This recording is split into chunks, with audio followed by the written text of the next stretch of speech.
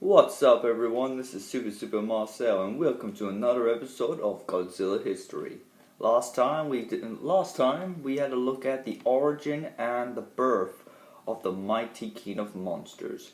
Now we're actually going to start at the first time Godzilla risen from the oceans and started attacking Japan and maybe the rest of the world. You might never know. So let's get started. It has been 9 years ever since the bombings of Japan with the nuclear bombs from the Americans. Ever since then, everything was peaceful and the Japanese have come back to their ordinary lives, living in peace. Driving around in cars, eating sushi from restaurants, all that type of stuff.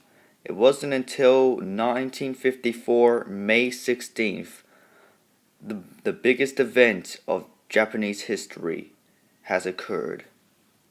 Godzilla had a massive 9-year rest, which causes him to get the abilities that I'm not going to go through again because I already told the abilities and the effects the nuclear bomb has set on Godzilla. So if you want to know what the nuclear bomb did to him, well, watch the first episode because I am not going through all that again.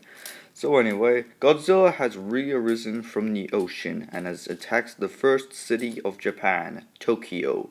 It caused massive havoc. Civilians ran around in dangerous areas, not dangerous, just random places.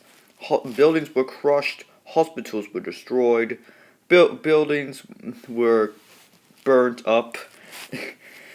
And much of a couple $1,000,000 was used to pay for the massive event.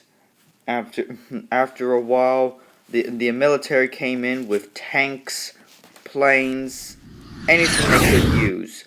Of course, as you know, Godzilla, of course it doesn't do anything.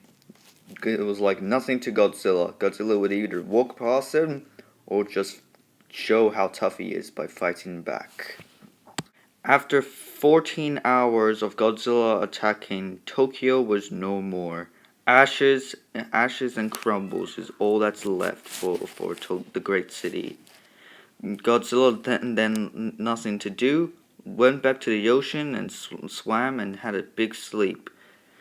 But it wasn't until another few couple of days Godzilla has yet again come and arisen from another country in Tokyo or continent, I don't know, and has caused havoc. Godzilla repeated this process for 3 weeks, and in total, a total of 6 cities was destroyed in Tokyo.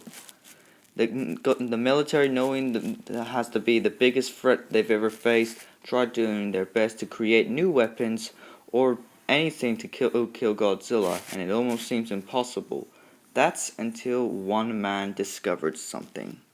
A man by the name of Professor Shirizama has managed to create a special weapon specifically used to kill the great monster or Godzilla. He was a biologist at the Hyugo Mountains High School, and the weapon he managed to create was a weapon by the name of the Oxygen Destroyer, a weapon specifically used to kill the king of monsters himself, Godzilla. The Oxygen Destroyer had special types of chemicals hidden inside these bubbles. If a living creature or cell were to touch this chemical, it would be too much for the cells to handle, and so the cells would be forced to melt, leaving any living organisms that have a very horrible death, really melting to death. So Shirizama tested this weapon on a couple of fish on a fish tank. It worked perfectly, and after showing it to the military, they tried to track down Godzilla, found him in the middle of the ocean, and tested it out. Shirizama, fearing that the military could use the Oxygen Destroyer as a weapon, sacrificed himself so not only to kill Godzilla, but so the military don't take this powerful weapon with them. And Izama managed to successfully kill Godzilla, but at the same process, sadly, killed himself too. And so the first Godzilla was killed. But the story doesn't end there. For there was another Godzilla. That's all I have for the Godzilla history, everyone. Next time we will be talking about the return of Godzilla, a trash in Osaka, and the introduction of another monster. Ooh, who is it? That's all for today. I'm Super Marcel. Click the subscribe button if you like this video. Put a like. If you wanna say something, put it in the comment section. I'm Super Marcel, and make sure you have a super time. Bye. See you later.